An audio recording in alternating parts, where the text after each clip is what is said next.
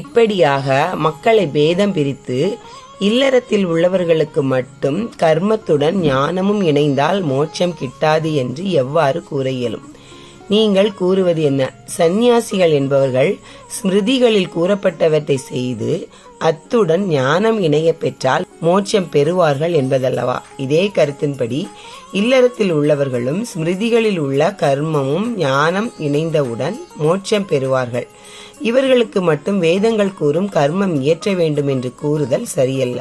இல்லறத்தில் உள்ளவர்கள் மோட்சம் பெற வேண்டுமானால் ஸ்ருதி மற்றும் ஸ்மிருதி ஆகிய இரண்டிலும் உள்ள கர்மங்களை இயற்றி ஞானம் பெற்ற பின் மோட்சம் கிட்டும்.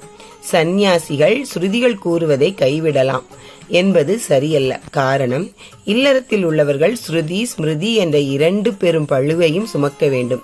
இந்த வாதத்தையும் ஏற்க இயலாது. காரணம், உபனிஷத்துக்கள், இதிகாசங்கள், புராணங்கள் என்று பலவும் கர்மங்களை துறப்பது மோட்சத்திற்கான முக்கிய செயல் என்று கூறியுள்ளன.